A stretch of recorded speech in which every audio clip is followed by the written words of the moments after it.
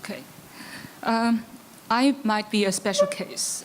For I mainly make theater pieces with my students, and I'm in the role of a concept maker, tutor, and educator. So that's perhaps an easier and seemingly not that problematic version of dramaturg.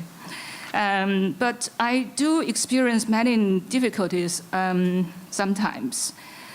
First of all, I am a documentary theater maker, and what I make, the pieces I make, deal with the current issues of China.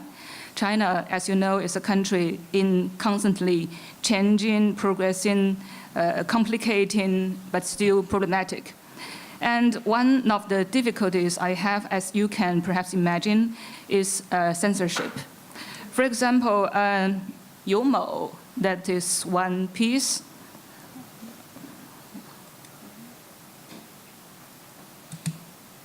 Yeah, I did last year with my 40 students, and I was the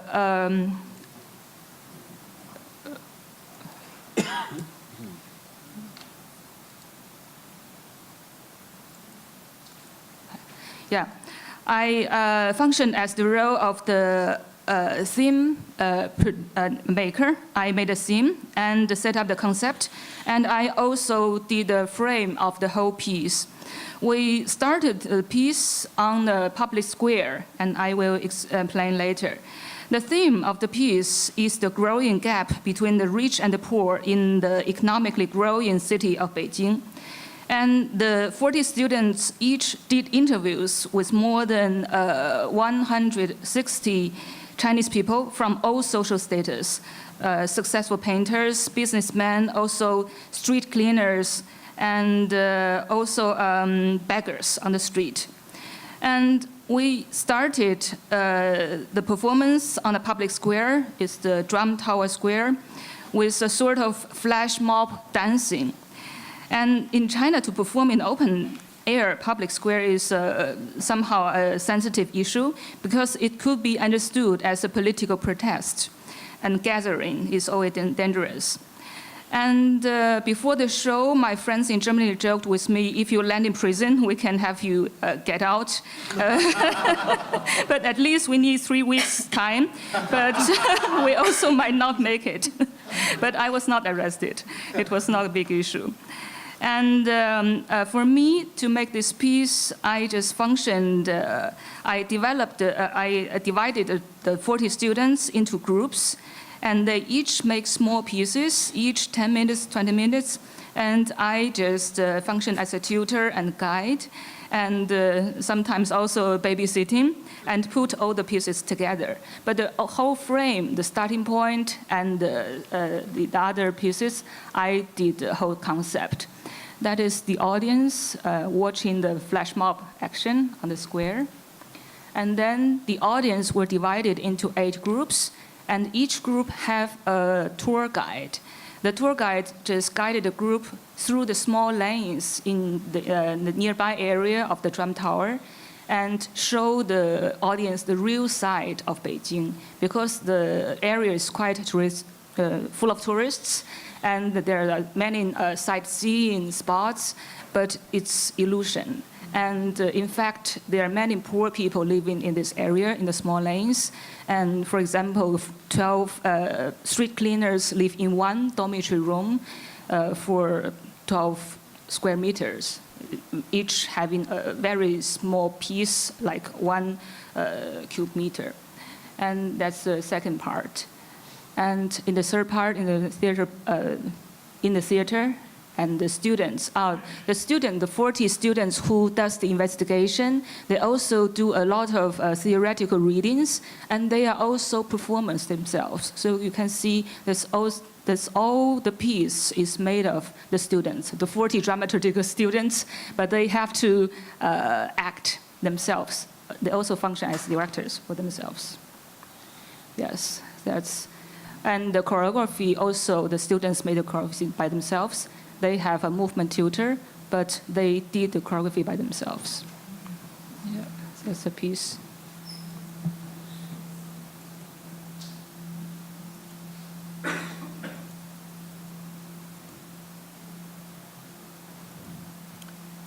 Yeah.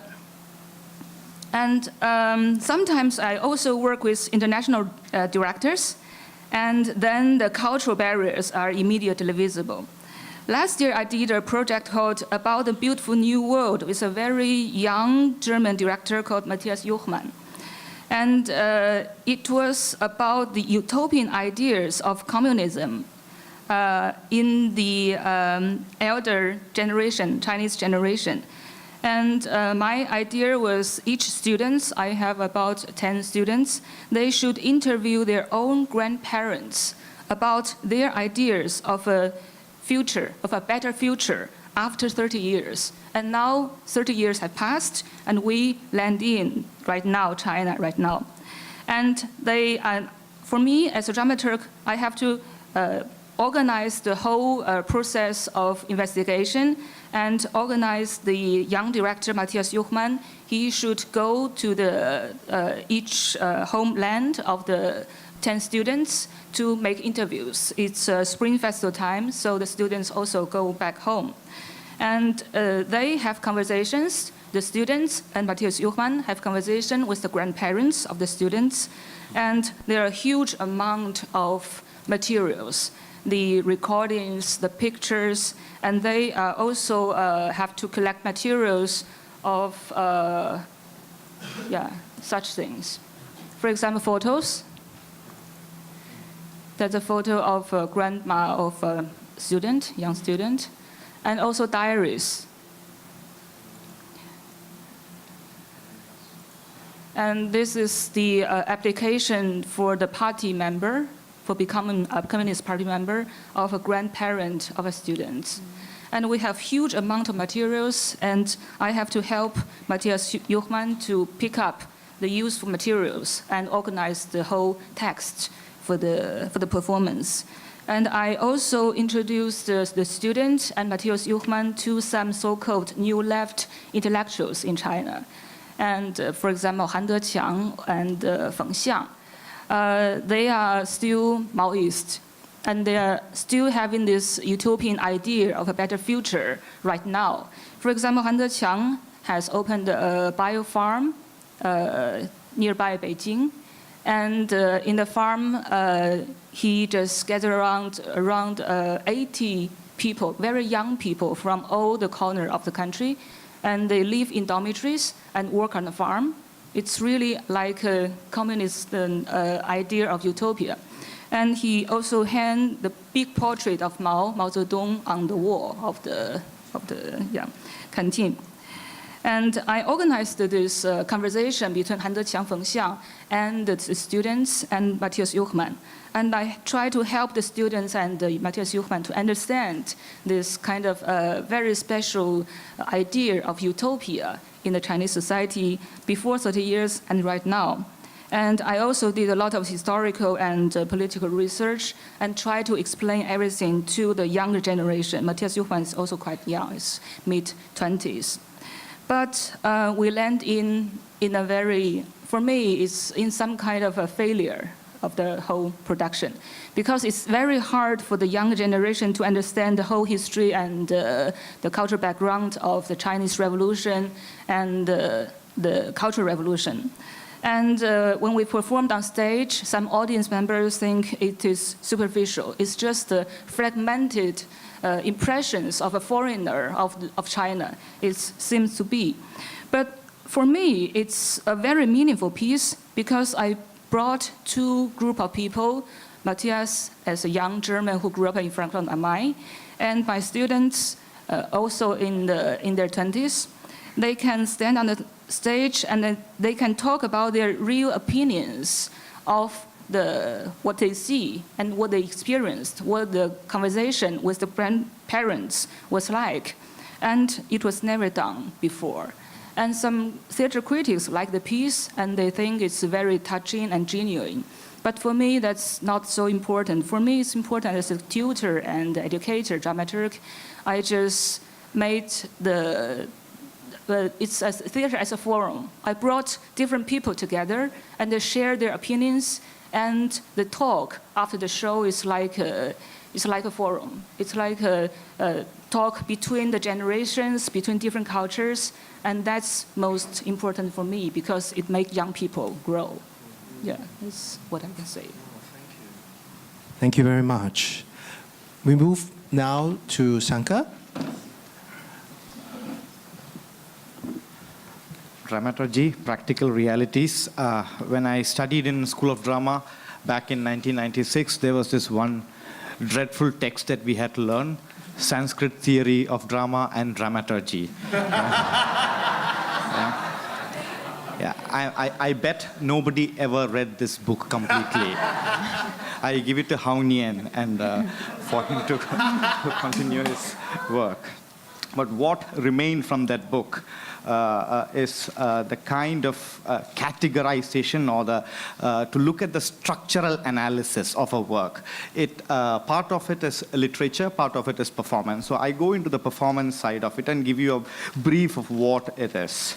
So there are 5 states which are mentioned of the nature of the substance, the phase of the action. So these are the 2 columns. It's full of taxonomy and columns. So one column is the nature of the substance, and the second column is the phase of action. So these are all columns and tables, to kind of categorize action and looking at structural, engineering of a performance or a work. So the 5 artha prakriti, the nature of substance is bijam, which is seed. Bindu is a seed, and then it spreads. Then it shows itself up like creeper. And then pragari is the conflicting force, and the karyam is the substance. So how does the seed grow to become the substance? So that is the nature of the subject. Then we have the avastha, which is the phase of an action, which is arambam, beginning. Then we have etnam, which is effort. Then there is pratyasha, which is hope. Then there is niyatabdi, which is a challenge. And then there is phalagamanam, which is the fruition or the achievement of the objective. So when these 5 artha prakritis and the 5 phase of actions, when they join, then they become the 5 junctures. So we have the mukha sandhi. The first juncture is the face. The second juncture is the counter face. The third juncture is the pregnant stomach. The 4th juncture is the pelvis. And the last one is the feet. So there is this beautiful metaphor of the body, to kind of look at structure. So this stayed with me, and this structure remains, on a very subconscious level whenever I look at creating work or curating festivals. I'll give you a brief example of the creation work that I did, and then I'll go into the festival curation part. So as a maker, I collaborated with a Japanese actor, Mikari, quite renowned in Japan, to make a piece based on a local Malayalam vernacular poem written back in 1947. And this poem is about, it's a story of an elephant. And it's not just an elephant, it is about the strength and the vulnerability of nature. So elephant becomes a big metaphor for nature, because if you look at an elephant, the way he uproots a tree and throws it, you know the strength of nature. At the same time, if you look at the way we people in Kerala, break the will of an elephant and make it into a slave, you know how fragile nature is. So this poem is a very beautiful poem, and I wanted to collaborate with this Japanese actor who doesn't speak Malayalam, or who doesn't know elephant the way we know elephants. So I initially started as a producer, then I started working as a director, then I started working as a composer, then I started myself, acting. Then eventually the solution came when I started to intervene as a dramaturg. So we have a non-dramatic form which had to be dramatized. So that is where I felt I had to, go into this process as a dramaturg instead of a director. So what I did was we started, cutting this poem into units and sections and beats, and looking at the detailed structure of that. And then I explained the structure to my collaborator, and then she would then propose back physical actions, physical phrases of actions or movements. And then building these two things together, we created the piece. So I was not interpreting the piece as a director. I was not, so my role in this piece is more like a dramaturg.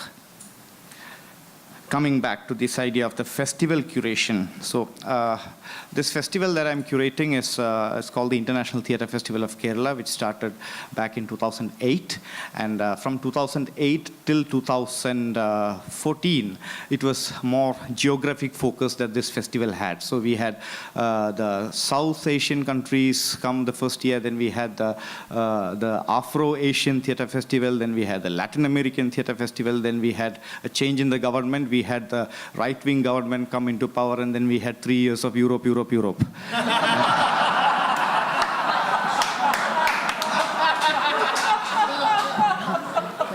So in 2015, I was appointed as the artistic director of the festival. I don't talk about that festival now. I'll talk about the recent one, the 2016 festival. And 15-16, there was also a change in the central government. We had the right-wing Hindu fundamentalist party. We still have that, in the central government, and they are very, after they came into power, the secular fabric of the society was kind of disrupted. I'm sure you would have heard about this news of atrocities against women on a high. We have this, kind of, caste-based pride, caste-based discrimination all on the high. There is, growing intolerance against progressive writers. There is, there are huge issues in universities. Like students are going into protests and strikes, and they are like violently cracked down. So all this is the context of the festival. So for me, the body became very important, like the structure, the body as a metaphor for structure. So the body as a physical entity has an undeniable role in contemporary theater and dance.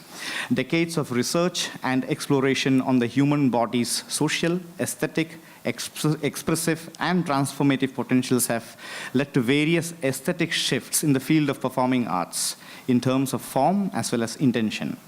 In the various modes of expressions in performance, whether it is movement or stillness, the body is the most perceivable and the only tangible medium of the actor and the dancer on stage.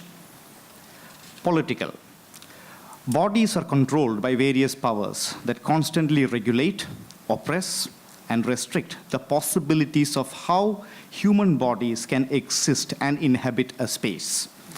Institutional powers, governments, disciplinary codes, law and order institutions, economic production and consumption, religious strictures, moral and social mores, all intricately and thoroughly inscribe, categorize, and mark bodies into hierarchies and systems.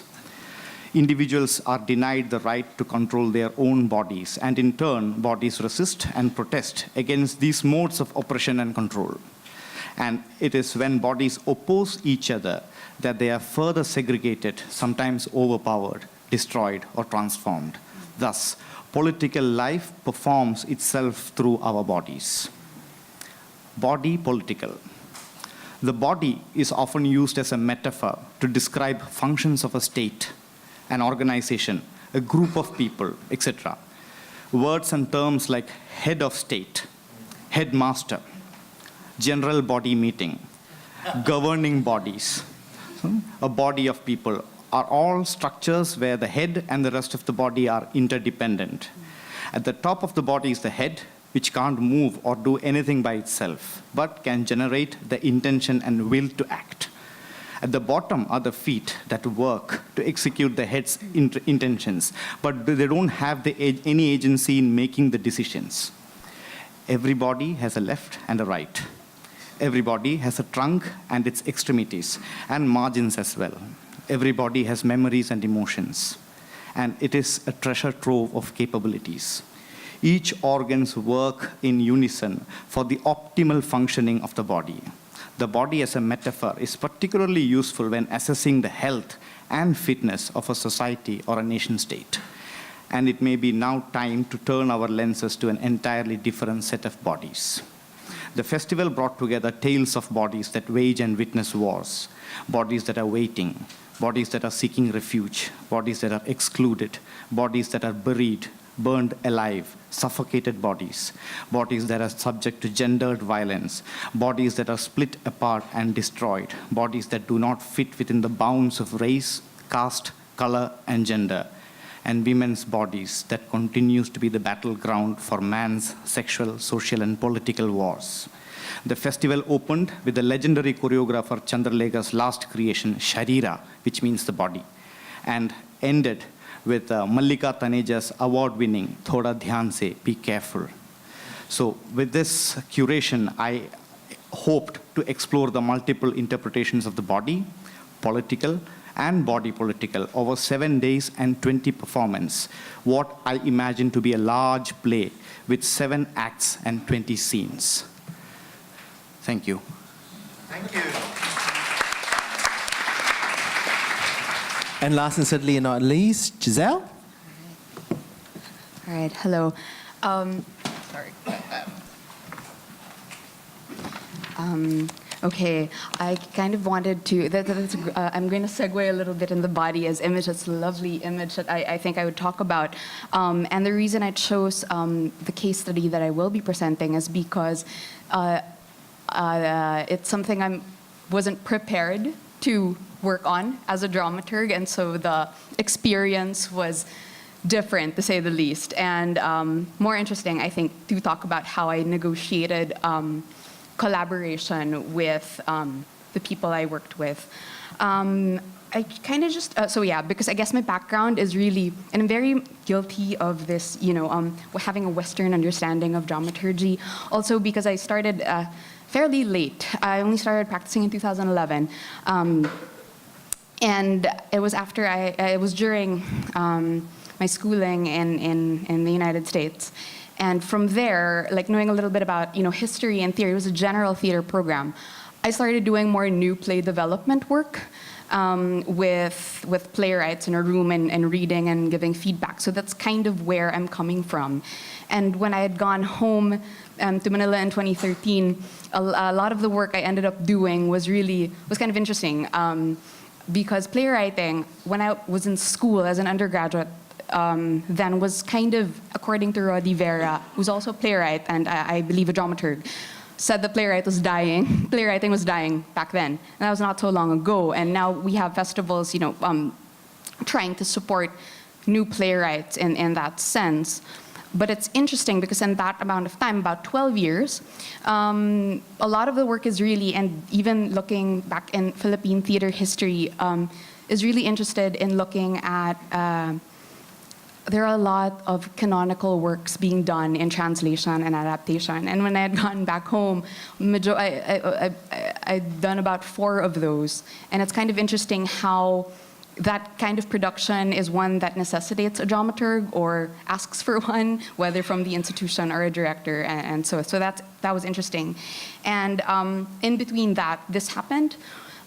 This particular production happened, and I guess I'll show you a clip. It's more of it's a marketing clip from the students. It was done at a university called the College of St. Benilde. And they had asked us to come and work with their students on a production of an epic. So a Philippine epic, a Southern Philippine epic. And the person who asked me to come in was a choreographer who had worked with previously in another production, and she was interested in kind of developing a new physical theater and how to kind of, what kind of story should we tell in this particular form, and those are the questions we were asking together before we started rehearsal. And I'll just show you what it looks like so the scenography is a little clearer before we look at it.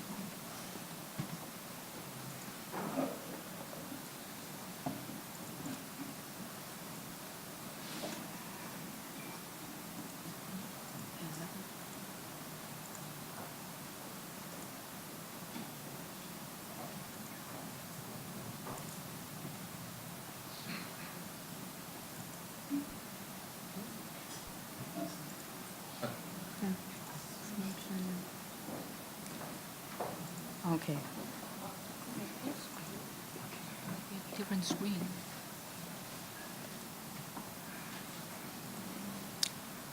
So maybe while that's happening, I can start reading a little bit. I'm not much of an academic. I guess what I'm going to do is I'm going to read little bits and excerpts from a blog. Oh, there, we can start with that. Okay.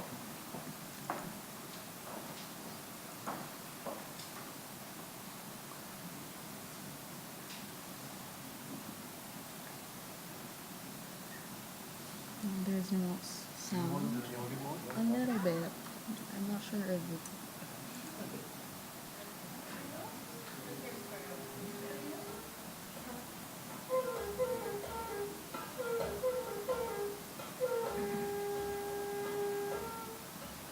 Is this real time, guys? Or is that last time video? It's real time. Yeah.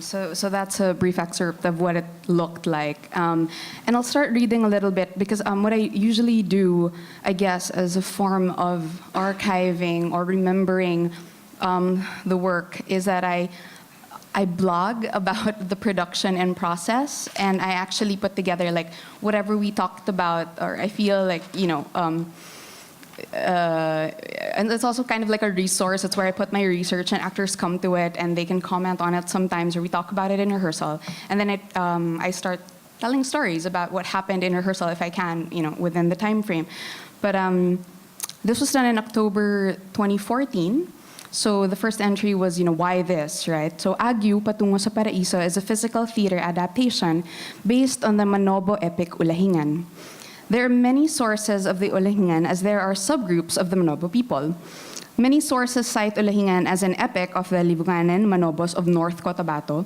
Other prominent sources are Bukidnon, Agusan del Sur, and Agusan del Norte, and Davao. So these are all areas in Mindanao. Tuulahing is the chant. Many details of the epic are also changed depending on the storyteller, as with most oral traditions. And the social situation, I highlight social situation, of the people at the time of performance. But the general structure is the same throughout the many versions. The Kepunpun is the base or the beginning, the story of how the central characters enter Nalandangan or paradise after many years of exodus and hardship. The Sengedurung, bad pronoun, are branches or episodes that follow the events of the Kepunpun. But each Sengedurung is an episode complete in itself. Because of the breadth of this epic, the theatrical adaptation will only be dealing with common events of the Kepunpun, combining several versions. So part of my process here is to have like big manila paper on the wall and kind of tracking the different versions that we were able to find based on the research that we were able to access. Now, the next question is, this is an oral tradition, right? It's an epic. So why this medium, the physical theater? The choice of medium is very personal to the artist, the director I worked with, as most creative directors, and evolved to prove itself as a self-sustaining choice. The director, choreographer, her name is Delphine Buencamino, started theater at a very young age and discovered dance at a later age.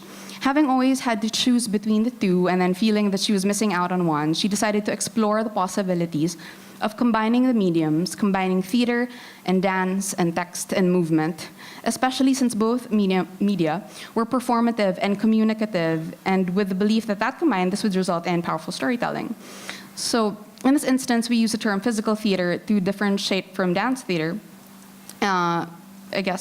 which can be used to refer to any form of dance that communicates a narrative.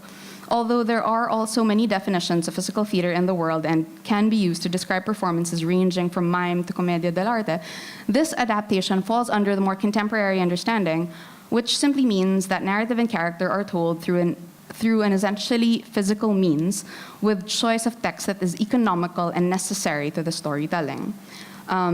Since we're not working with a written script, but rather basing the story in many versions based on research, some dating 1965 and so on, the process will require the actors and creative team to improvise and devise another justification for choice of physical theater as a way of mounting this text.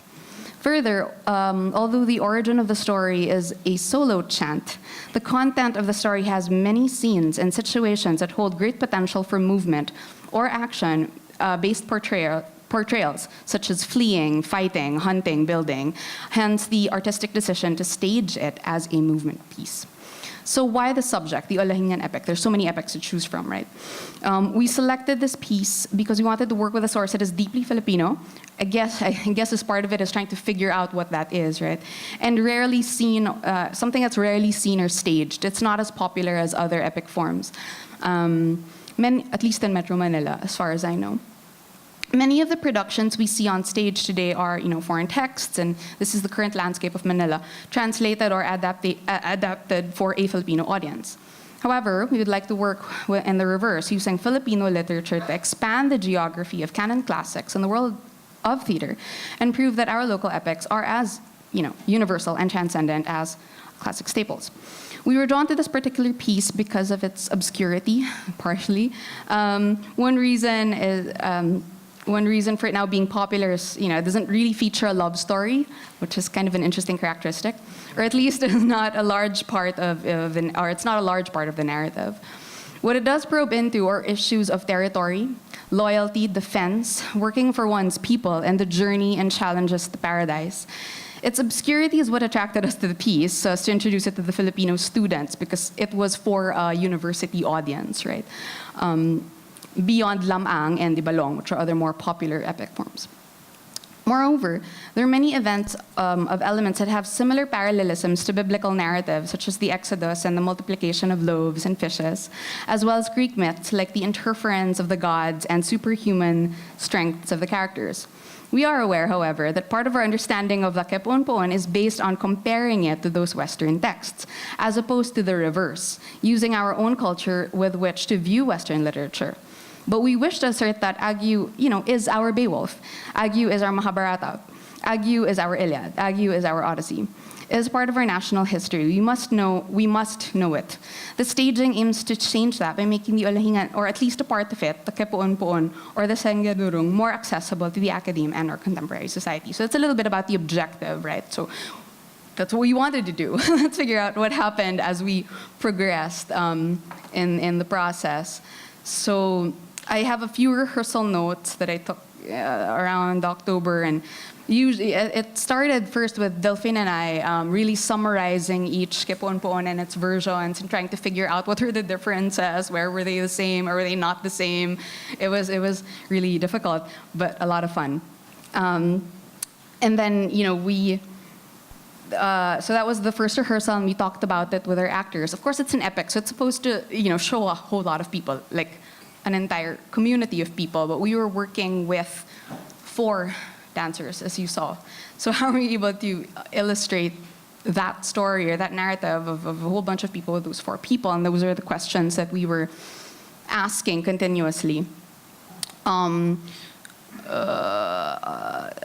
We did a lot of improvisation with them, although I'm not a dancer or a choreographer, or I cannot move in a very elegant manner in any capacity. So I would just watch and sit down in the rehearsal for that and watch them as they did their improvisation. And we would really just take bits and pieces of the epic or whatever we resonated with and try to figure out how they would express it via their body. And that was also kind of fun beginning to that process. Anyway, there are other things. And then there are other, I'll just move a little forward so we don't. This is important dramaturgically because there's so many sources of this epic, right? And so many researchers have, their own versions of it, or the way they kind of contextualized it and framed it, depending on when that was. We decided on a version that was published in 1965 by Elena Maquiso, who is a researcher. So that's when we decided that we're going to stick to this particular version. Anyway, so there's that. And then what was interesting, I think, structurally with this is because we know it's movement, right? And we know it's based on oral text. So how do we move from that space to the other? We started by actually, because we had versions of it, and versions are really summarized versions. Well, you won't understand them in their original language. So they're summarized versions by these researchers. And we kind of wrote a script of each section or version and kind of pieced together a narrative that made sense to us when we were talking about it in rehearsal. So what started out as, are we writing a script as we enter rehearsal every day, like every scene? It seemed really difficult to do. But that was part of the process. And actually, as we moved forward, that script became shorter and shorter and shorter until we realized we didn't need a lot of those words anymore. So we just kind of needed that structure. I guess in a written format, I don't know, it was a learning curve, I think, for all of us to be familiar with a text. Some practical things, though. So yes, I know nothing about movement piece. I'm a text-based person, which is probably why we started there. And to be frank, I had, prior to reading Elena Maquisa's research and doing the actual research for this, I also didn't know that much culturally about that part of the Philippines. So I was learning with them, which was kind of fun, because they would ask me, like, what would that be? And I'm like, I actually don't know. Can I get back to you on that? Or why don't we figure it out, like, in that room? So it was very interesting because a lot of my collaborators obviously have been choreographers before or have worked with regional work far more than I have. So they actually knew more about the work than I did, but I was there as a dramaturg, so it was a very strange dynamic in a room. And I could feel that one of the choreographers, not Tofin, was at first kind of apprehensive because, I would speak also in a different language, and sometimes it would be Taglish, and all of those things would figure into the conversation. But after a while, because all four of them, the choreographer was performing, the director was performing, there's really no one to watch them perform, and then we'd have someone record them also, and we'd have mirrors sometimes when you would have access to a room that had rehearsal mirrors. So no one could really see what was going on, and that's when they realized, oh, so what did you get, like, out of that? Like, so what did you think about that exercise or that improvisation? Did that work, or what did that tell you? And they wouldn't tell me what they were doing, so I would be guessing. I'm like, it looks like you were climbing, or you were, building something or walking towards something, and we worked towards that, which was kind of fun. The other important part of this was there's another dramaturg in the room. I wasn't the only one. I worked with a girl named Amihan Ruiz, but she focused more on the sociological aspects of the work because she had more experience with that part of the country and knew a little bit more about the language and had more facility with the language than I did. So we worked together on that script. And talked about what needed to be there and need to be there. So that was also an interesting dynamic. I've never worked with another dramaturg before, at least in a formal sense of calling herself a dramaturg. So it was tricky. And I'd like to think that, I think dramaturgy would be at its healthiest when you constantly have to negotiate your relationships with people in the room, because then you become more sensitive to the needs of the production rather than working kind of mechanically that, oh, I need to provide research or this or that. So it's like every time we step into the room, I was always kind of new. It's like, what do we do today? So that was interesting. The next part of that production was, okay, I think it's pretty clear that even if we do a lot of research, we still don't understand it in the way that it's, I don't know, maybe supposed to be understood, or, it still felt really detached because this is an epic in a place where none of us grew up in, and we live in the city. How can we possibly, how can we possibly tell this story and be believable? What are we doing? So we had that moment and we felt stuck for a long time, and this is what happened. It was a big dramaturgical change. So late October, last week, after a challenging process trying to devise the original epic, we felt like we were being trapped into the whole ethnic association. Delphine and Al then decided to modernize the dance piece by resetting the story in an urban environment. We would, however, retain the original epic in the oral storytelling section, which would include particular segments. We had an invocation still in the beginning. So there were some spoken words in the beginning, but I think that was a large change from the process. And I guess to summarize how that change was expressed, I wrote it down in the dramaturgical note, which now relates to the body. And I think this is how we kind of ended up understanding why it became a movement piece even more. In the 2010 documentary, Schooling the World, The White Man's Last Burden, the filmmakers took a look at the role modern education has played in the destruction of the world's last sustainable indigenous cultures. It questions assumptions of cultural superiority and notions of a better life. What was insightful about this piece is the argument that education and projects remove children from their own communities to go to school in cities to compete for jobs they don't have a chance at getting. At the end of it all, they come face to face with living conditions that are hardly humane. This may very well be the tragedy of the Western social, cultural, and educational structure imposed in a different context. Drawing from this insight, Agu, Patungo sa Paraiso, Agu is the name of the lead character. Patungo sa Paraiso is going towards heaven, or version of heaven, examines the impetus for fleeing. The people originally from Banobo moved from place to place. What were they escaping from? In various versions, it's always a representation of a colonial oppressor. In this production, we paralleled this desire to leave with the oppressive nature of urban poverty, investigating those in rural areas who seek success in city centers but fall through the cracks, being victimized by society's demands. Michel de Certeau writes that there are two ways to view the city. One is from a distance atop a tall building, where we get a panoramic view, a theoretical entity, an administrative construction that erases the complexity and density of actual urban practice within a fiction of pure readability. That's from Chaudhuri.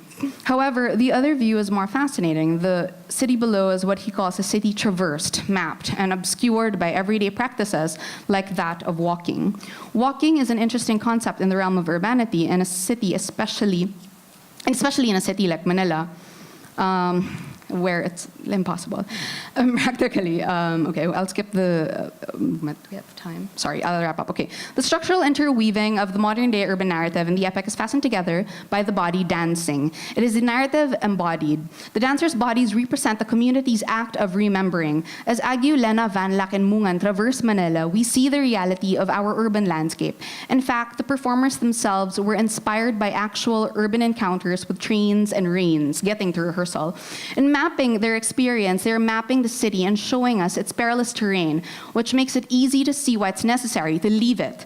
By showing us the drive to escape this odious world, we are led on an action-packed journey to paradise. As opposed to the hopelessness of the rotten system that Schooling the World shows us, Agu presents an alternative ending where we do have the option to return to the pastoral, which we construed as heaven. When Agu and his people flee for a better life, it is not an act of self-aggrandizement. They don't live for themselves, but for another, as a family should. The hero's journey, Joseph Campbell, symbolizes the ability to control the irrational savage within us, to find the wisdom and power to serve others. The myth of Agu's journey represents selfless desire to redeem their people and their society. This redemption manifests itself in the metaphorical notion of heaven, or paraiso, and while we accept the supernatural phenomena in the epic tradition, we must understand the transcendent reference beyond itself. Heaven is not so much a literal space we must journey outward to, but rather an inward space.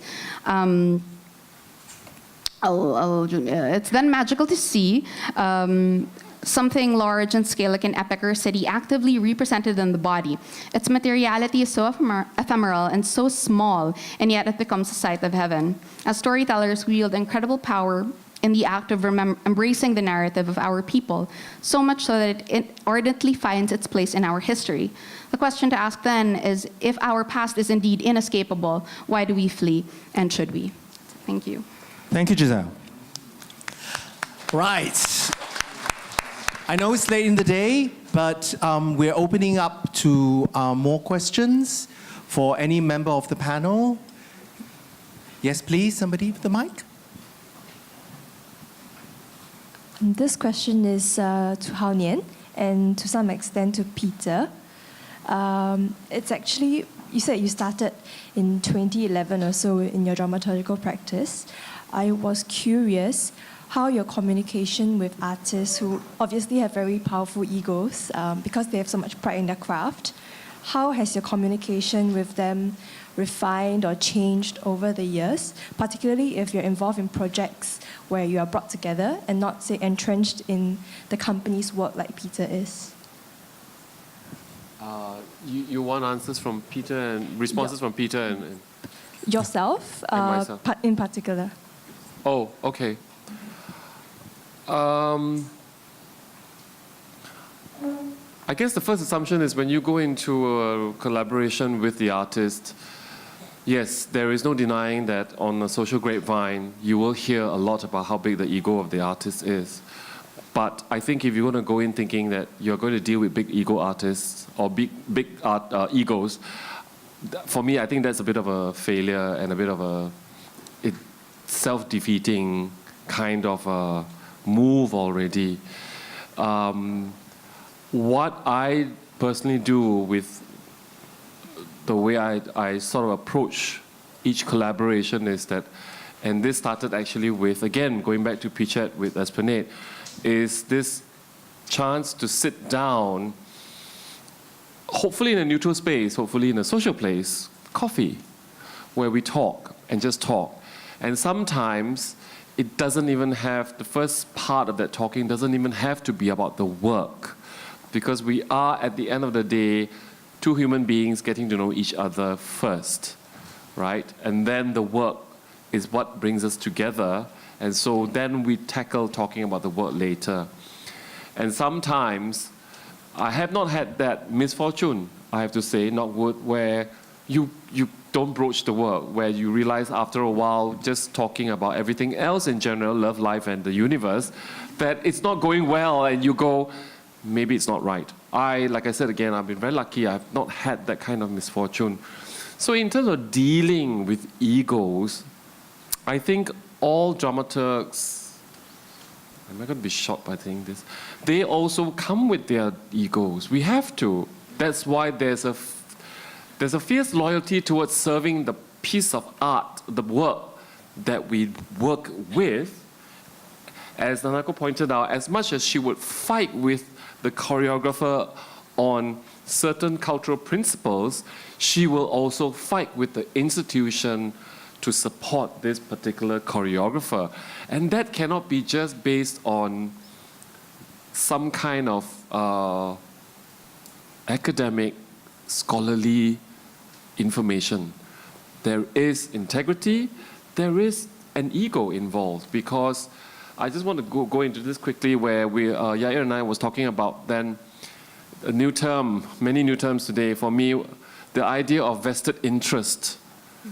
There is vested interest the minute the dramaturg enters into that work. How you negotiate that vested interest in that work, where you are still inside, outside, is another thing. So this managing of ego, I think we all manage it. And there are some certain times in certain projects where I have to manage my own ego.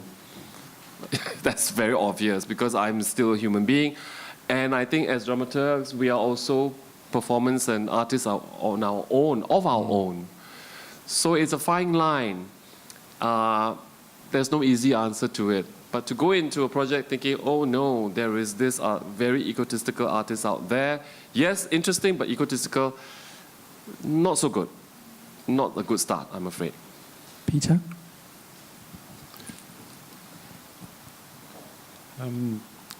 I don't think I have had that problem in a way. Fortunately, maybe. I've worked with people who, I guess we've shared a certain vision and we've developed that vision together. So I've worked in a dramaturgical way to try and both support but expand on that vision at various times. I might have misheard. You used the word entrenched. I hope I didn't give the impression that I felt somehow entrenched in a kind of process over time.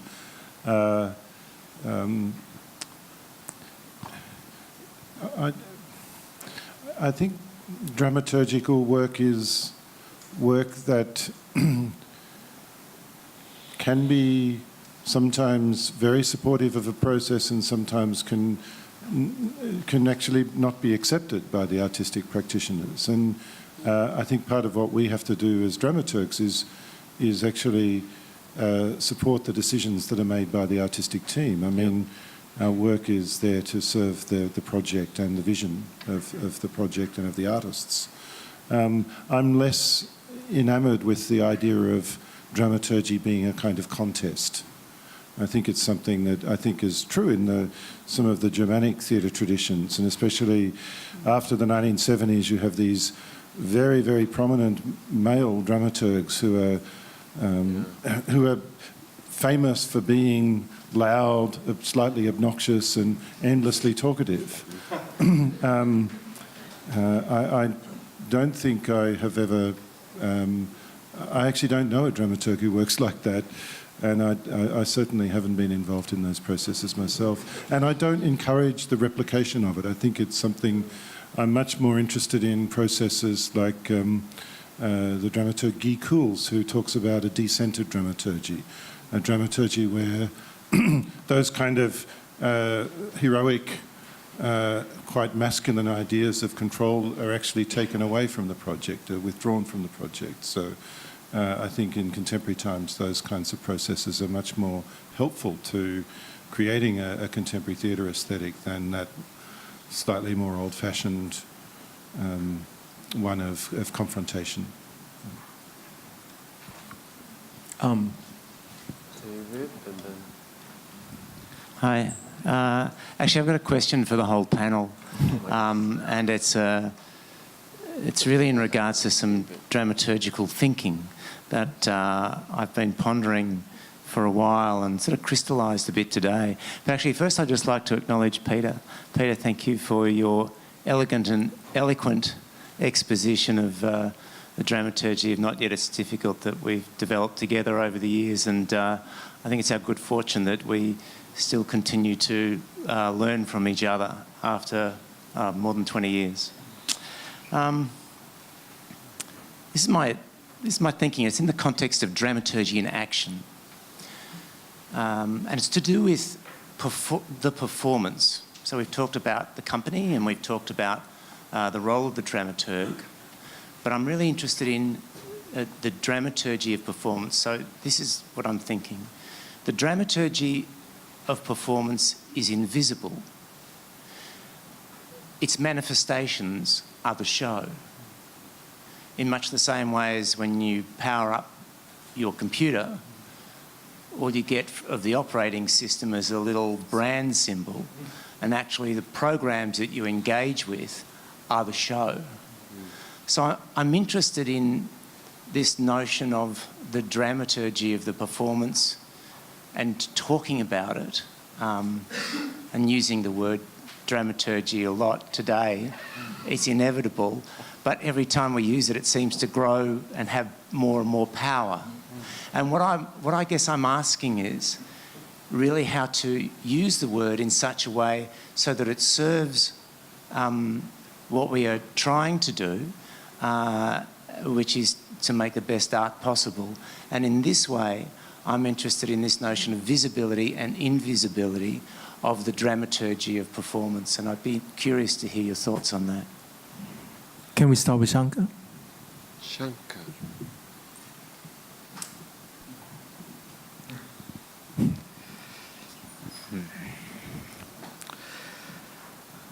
I somehow have this metaphors.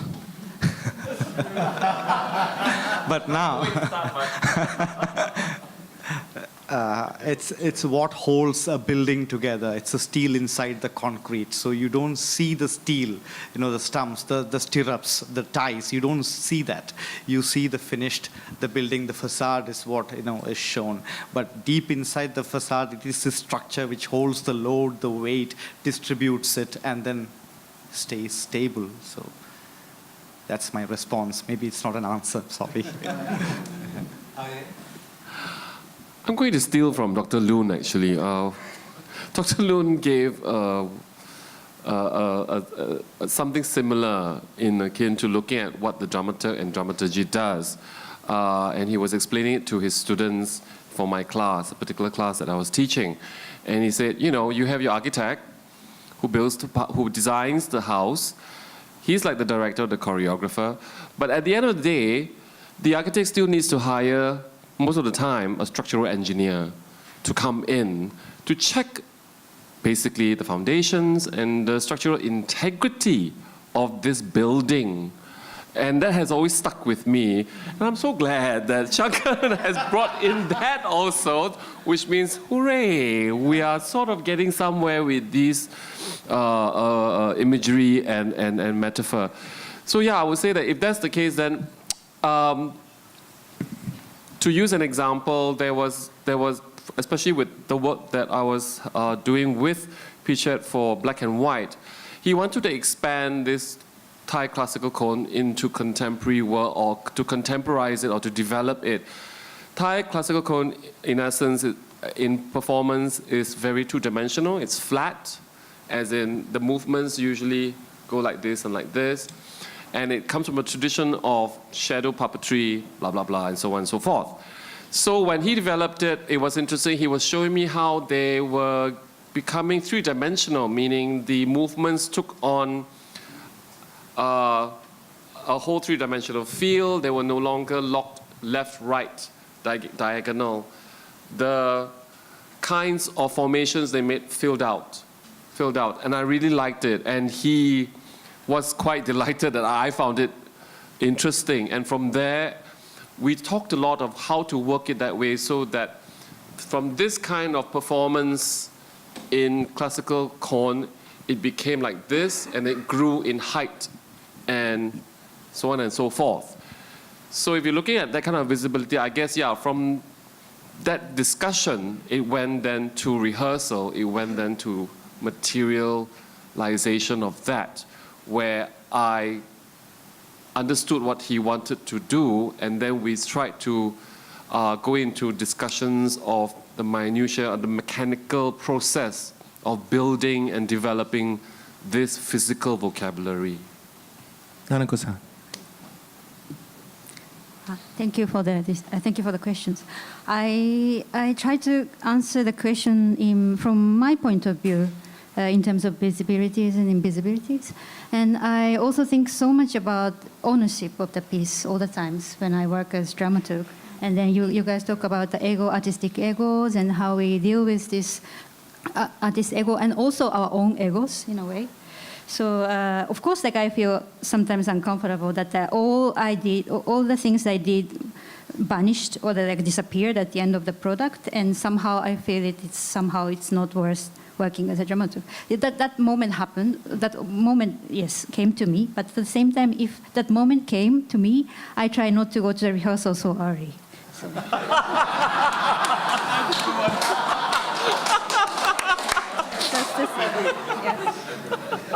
So that's also like the amount of the time that I spend with the product, with the piece. That's also how I deal with this kind of personal emotions. That's one thing. And then yes, I have my own academic interest probably towards artists, and maybe to artwork or dance piece. So in the process, I kind of persuade myself. I enjoy myself being in the process of creating the piece, and then all those informations during the process, like who interact with whom and what happened during the creation process, explains so much about the piece, rather than other theoretical discourse. So it's not about postmodern adaptations of one piece or kind of globalizations of whole like dance field. So it's not more like existing theories adapting to the performance analysis. Rather, I would do my own practice as dramaturg as a kind of field work even of analyzing dance piece. So that's also my own interest, from like a kind of academic interest to artists, and how the maybe like experimental piece emerged in the discourse. Yinan? Yeah, I also do a research project about the German way of dramaturgy. I interviewed a lot of German dramaturgs, and some describe the position of dramaturg as a parent and child relationship. The director, the artists are like children, they're wild, and they have to be controlled by the dramaturg, by the parents. But also, a German dramaturg also told me, you know why the Flemish dance theater is so interesting? Because they don't have dramaturgs. But I think for me, I also use a metaphor. It's like you shoot an arrow. It's also a traditional Chinese fable. You shoot an arrow to a target, and sometimes you miss it, sometimes you just hit it. But a dramaturg for me is like he knows, he can explain why you miss it and why you hit it. And that's the work of the dramaturgy for me. Very nice. Giselle?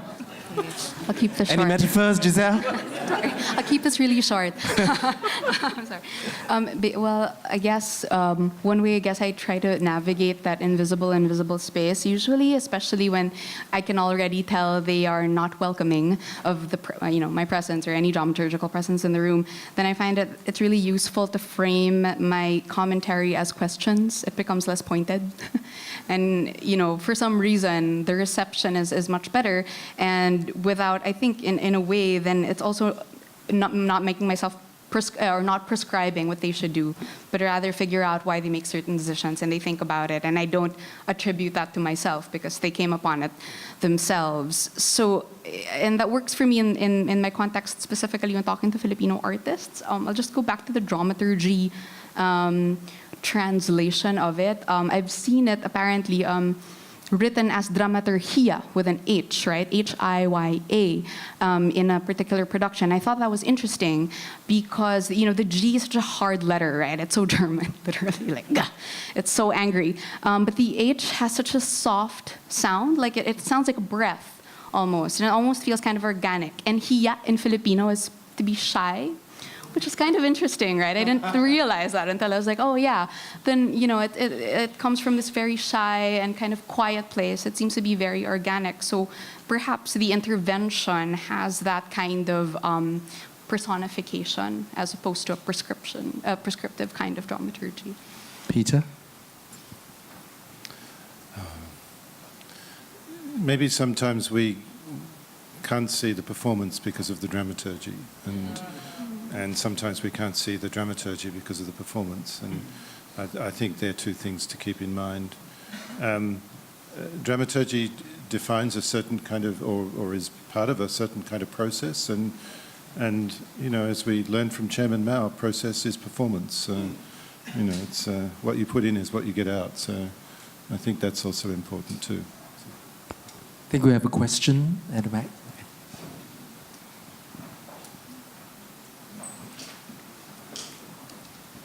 Sorry, I see that there's a spectrum of the dramaturgy involvement. We have Haonin, which is really purely a sounding board, and with Yinan, who tries to pull the strings of the students together. So my question is, how do you discern and define what's the appropriate amount of involvement you should get yourself in such that you don't become like a co-creator? I mean, maybe a dramaturg is a co-creator, but my point is, because companies, they hire dramaturgs, right? So if the boundary of the dramaturg is not so strictly defined, then it's a little bit difficult to, in my opinion, to justify funding. So this is just what I think. What do you all think? Did you say that it justifies funding? As in, like, justify funding. Yeah, because if a dramaturg, if the role of a dramaturg can be that of a director as well, or a co-director, or an assistant director, then my question is, like, how would it justify funding? You know what I'm saying? Funding, as in money. Yeah. You're saying, right? Yeah. So let's hire 2 co-directors instead of 1 director and 1 dramaturg. Is that what you're saying? Yeah, essentially. Get out. No, but I mean, you get my question. No, it's an interesting one, and actually a live one. Peter. So first of all, there's a long history of artists who work with dramaturgs, who work with that dramaturg time and time again, continually. These are artists who I think have very complex and long histories of ideas. And they find value in working very often with one particular dramaturg. Fujisan put up a list of very significant, maybe the leading theatre directors in the world, one could say, who have very long-term relationships with dramaturgs.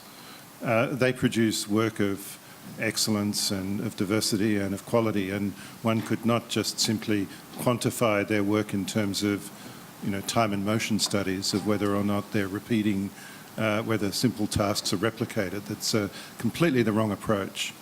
The kind of implicit thinking behind your question, I think, and correct me if I'm wrong, is that there's a kind of efficiency mechanism that rises from the dramaturg, that somehow you can create faster, cleaner, more entertaining, more spectacular, and it's bullshit. It's absolute rubbish. I mean, if you want to think about theatre in those terms, well then I think we're thinking about a very narrow set of theatrical practices that have very little real meaning to the complexity of dramaturgical thinking.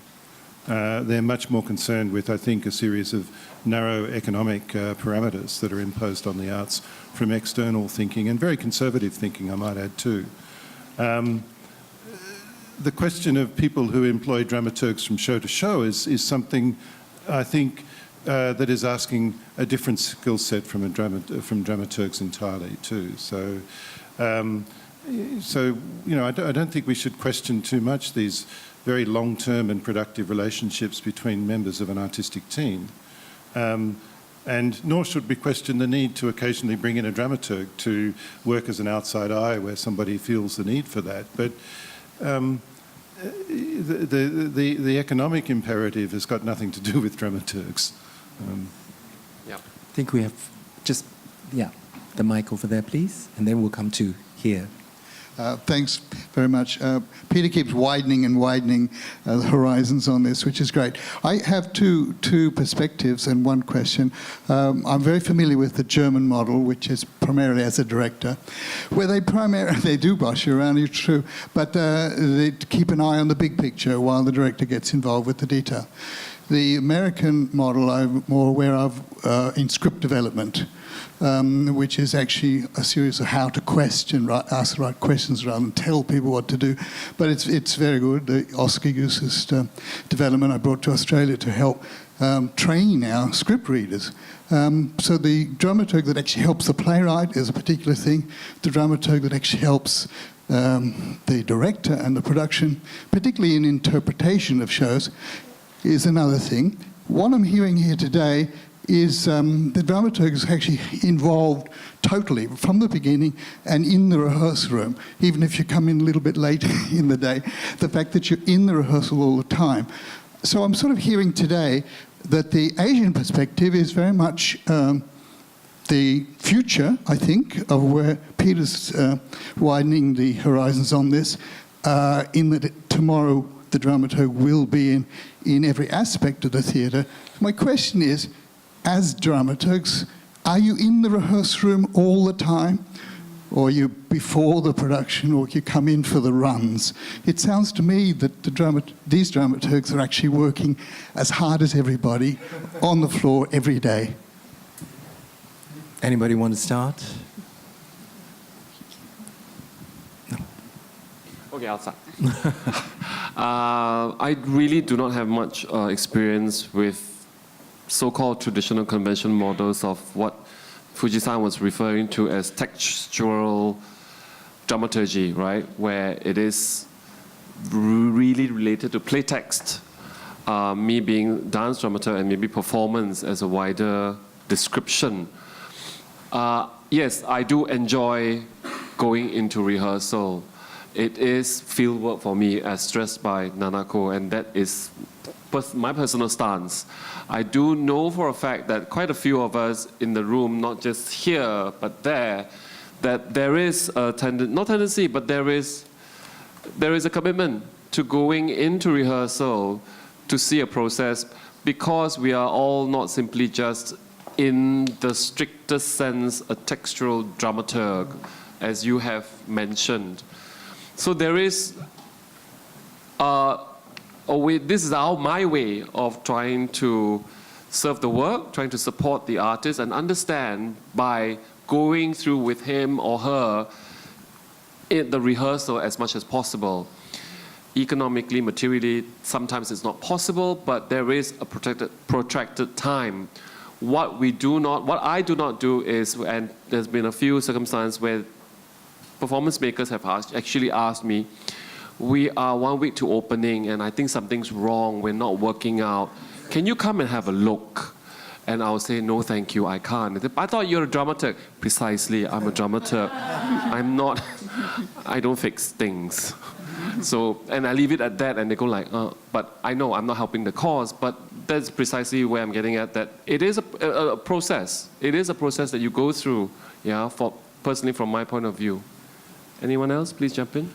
Sankar, would you like to share about, wanted you to talk about that experience with the Japanese artists with the Malayalam poem? Yeah, always in the rehearsals. You're always in rehearsals? Always in the rehearsals. But there is also another project where, like I watch rehearsals, give notes, then go away, come back after a week, look at the rehearsals again, and it depends on the need. It depends on the work, like whether you need to be involved all the time, or maybe it's just a fly on the wall.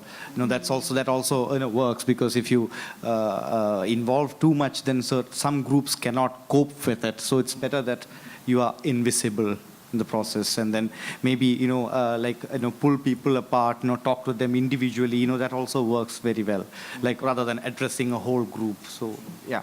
So maybe it's not about frequency or intensity, but rather that it is immersive in terms of getting involved in the process, as in even if it's invisible observation, you're still involved, you're there. Yeah. So there is a slippery thing about being invisible. Bodily, you are there. The performer see you, the director, the choreographer, you are there. But then the intensity and the frequency of being there. We're taking one last question. I think we have one here. Hi, I'm from Manila, like Giselle, and it's not really a question. It's more of a comment, because I'm just really excited to be here, and I'm gonna regret it for the rest of my life if I don't share what I feel right now. Yes. No, sorry. Okay. That's true. Yeah, because I'm primarily an actress and a performance maker, and I'm just starting to articulate what dramaturgy is for me. But anyway, I would just like to comment on being dramaturgs and being teachers at the same time. Because a while back, I was lucky enough to have developed a device work with theater practitioners from across the Philippines. And what stuck with me was what a performance maker from the Subanan tribe in southern Philippines said. He said that he was thankful that he experienced devising as a process, because he said that it solved the very realistic problem that they had, which was the lack of Subanan playwrights. It's because, the production of text is deeply tied to prevalent mainstream ruling systems of production. So they end up restaging plays written by Filipinos from the center, which is very far from them. And he said that he can see devising as a practice that can enable them to create their own content. So what my point is that I would just like to acknowledge the kinship that I feel with the works that you mentioned, that asks performance to exist within the political space. I feel like the task of dramaturgs is to create new structures that will enable new types of works or texts to exist, allowing other voices to exist, be seen and heard. Because I feel like, especially with us, well, I'm coming from the Philippines, it's a very troubled political space, and the production of text as a written thing is a difficult thing. Yeah, it's difficult because it takes time, it takes education, etc., etc. So I feel like, at least for me in our context, the dramaturg becomes an important bridge, I think, to create a new structure to allow something else to happen in performance. So I would just like to thank everyone. Thank you. Thank you. Wow. Right. Okay. So thank you everyone for coming to the panel.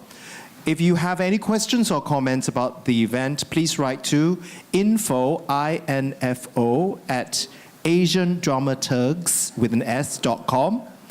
And to stay updated with ADM, please like our Facebook page at facebook.com/AsianDramaturgs or visit the website at asiandramaturgs.com. Thank you, speakers, for your very candid sharing. Tomorrow's program will be held at the Esplanade Theatre Studio. For those attending, please be aware of the road closures in the morning around Esplanade for Car-Free Sunday. Yes, Car-Free Sunday. You heard it here. So speakers and invited guests, please join us for dinner and drinks at the courtyard downstairs in a bit. Speakers, all the speakers, can I please ask you to stay behind for some announcements? Everybody else, thank you so much for coming to Center 42. Thank you for being here. And we hope to see you tomorrow at the Esplanade. Thank you all very much.